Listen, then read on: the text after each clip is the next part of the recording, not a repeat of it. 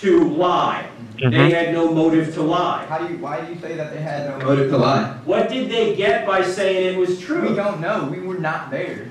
So how do you know what they got? You look at historical testimony. So you're saying that everything that they said was historical and concrete and fundamental is definitely true? Oh, I don't know if everything they said was... sounds like this entire thing is. Okay, here's what I don't get. We trust historical accounts for like literally everything, kings, wars, inventions, but the moment someone says the resurrection of Jesus is based on eyewitness testimony, we hear answers like, oh no, that's too old. That was 2,000 years ago. I wasn't there to see that. Why is Christian testimony always the exception? You need to watch this video. There's a lot of important truths said by Frank here, and I'm going to share with you some very, very important details in the end of this video. Let's get to it. Yes, sir. What's your name? Hello. My name is Dominic. Hi, everybody. Hey, Dominic. Okay, so my first question is, earlier you mentioned that people often lie to make themselves look good. Yeah. Right? Okay, so my question is, what has it ever occurred to you that possibly maybe the writers, the creators of the Bible possibly lied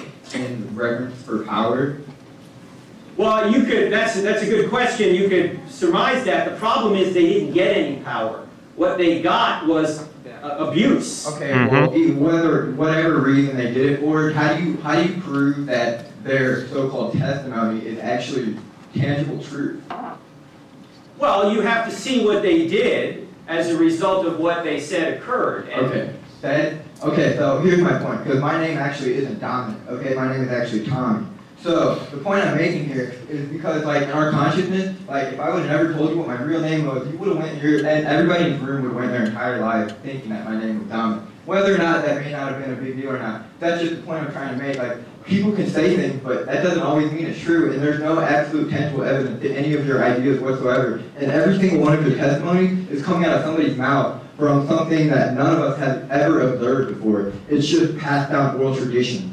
So I don't see how that can last over thousands of years in a very correct form. all right, well, that's an opinion you have there, Tommy. But you have just dispensed with every history department in America by saying that. You realize that? Okay, could you elaborate, please? Well, if you're saying we can't know history because it happened hundreds or thousands of years ago, then there should be no history department at any major university, because that's what they do. I agree. Okay, well, if that's... Well, I'm saying you're trying to make a profit or force your ideologies on people upon people's testimony, and I don't think that's true, and I don't think that's right either. All right, well,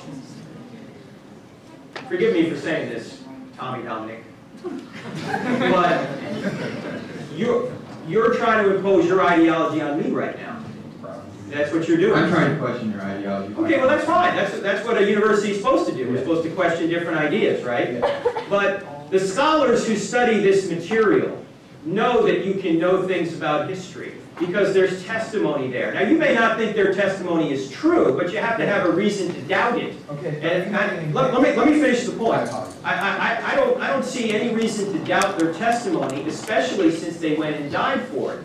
You see, in order to have a conspiracy, in fact, there's a friend of mine. He is a cold case homicide detective. His name is J. Warner Wallace.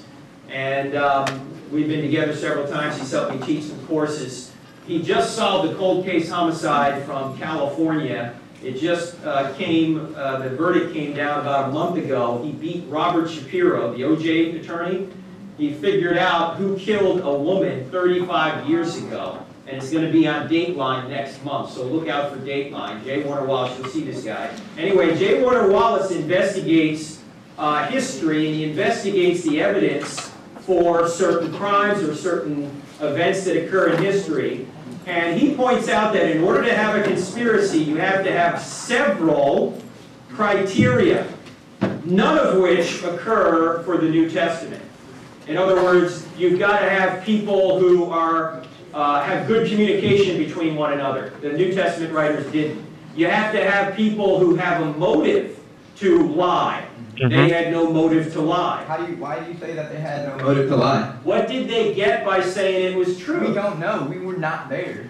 So how do you know what they got? You look at historical testimony. So you're saying that everything that they said was historical and concrete and fundamental is definitely true? Oh, I don't know if everything they said was... sounds like this entire thing is.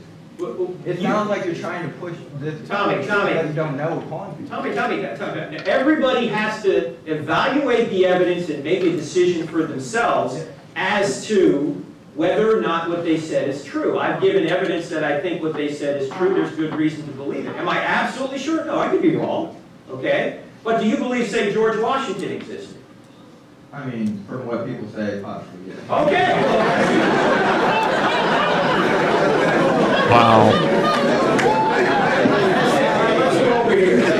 All right, I don't think that guy really has a problem with evidence. I think he just doesn't like what it leads to. I don't know if you met a lot. I've met a lot of people like this where they are like, how could we never witnessed the resurrection. How could we believe that? We were never there 2,000 years ago. But the thing is, that's not how you do history. That's a wrong approach. You need to ask questions like, how could I trust this source? And Turek did a good job. He pointed out that, if this is the way you're going to approach history, then you're going to have to throw out the entire history department because it's not how you approach it. There's criteria how historians approach a historical text. And by evaluating and looking at this criteria, you can tell whether a source or the eyewitnesses or the writers are telling the truth. I could give you a few examples from the Gospels, like embarrassing details. If the authors were trying to deliver this hero, their savior, Messiah to the people, you wouldn't expect them to have things like Jesus, who is, the Gospels say he's sinless, yet being baptized. Or Jesus, who is supposed to be God in the flesh, he has his divine authority, but at the same time, he says, I don't know the hour,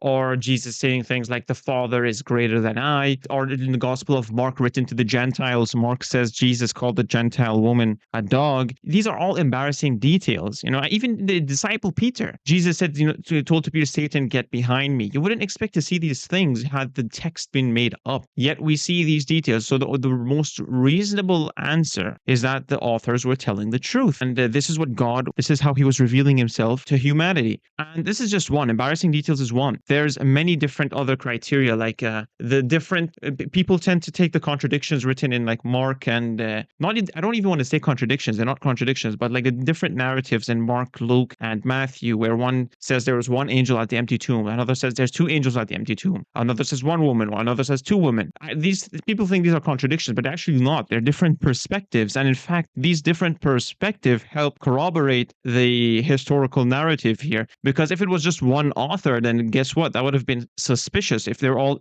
matched up exactly the same way, but they don't. So this screams historical reliability here and authenticity. These are just a few examples I could give you, but I would highly encourage you to look into the J. Warner Wallace's book. I think it's called Cold Case Christianity. You should definitely grab that book and read it. It's really good. If you enjoyed this video, subscribe to Daily Pursuit of Truth. I would appreciate it, and I'll see you in the next one.